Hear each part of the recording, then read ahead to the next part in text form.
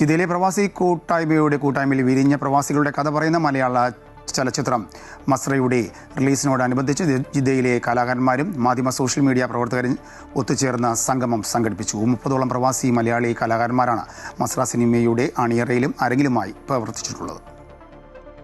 നാസർ തിരുനിലത്ത് നിർമ്മിച്ച് ജിദ്ദയിലെ പ്രവാസി കലാകാരന്മാർ അണിച്ചൊരുക്കിയ മസ്ര എന്ന ചിത്രം റിലീസായതിൻ്റെ ആവേശത്തിലാണ് പ്രവാസി മലയാളി സമൂഹം. കേരള സർക്കാരിൻ്റെ ഉടമസ്ഥതയിലുള്ള OTT പ്ലാറ്റ്ഫോമായ സി സ്പേസിലൂടെയാണ് ചിത്രം പ്രേക്ഷകരിലേക്ക് എത്തിച്ചത്.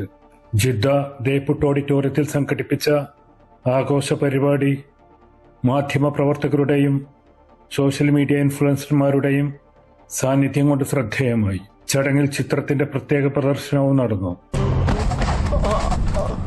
പ്രവാസി സംഘടനയുടെ ആളുകൾ വന്ന് അച്ഛൻ്റെ മകളുടെ ചികിത്സാ ഫണ്ട് ഏൽപ്പിച്ചിട്ടുണ്ട്. ഞാനിത് ഇദ്ദേഹത്തിന് കൊടുക്കുകയാണ്. സിനിമയുടെ സാങ്കേതിക മികവിനെയും മനോഹരമായ പശ്ചാത്തല ദൃശ്യങ്ങളെയും അഭിനയ ശൈലിയെയും പങ്കെടുത്ത മാധ്യമ പ്രവർത്തകർ പ്രശംസിച്ചു.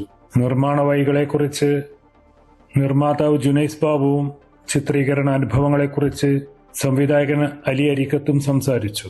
അഭിനേതാക്കളും അണിയറ പ്രവർത്തകരുമായ അബ്ദുള്ള മുക്കണ്ണി, ഹാരിസ് ഹസൈൻ, അദിനു ഷബീർ, സാദത്ത്, ഷുഹൈബ്, അഫ്സൽ നാരണത്ത്, നാസർ, നിസാർ കരുനാഗപ്പള്ളി, അബൂബക്കർ പരീദ് എന്നിവരും പരിപാടിയിൽ പങ്കെടുത്തു.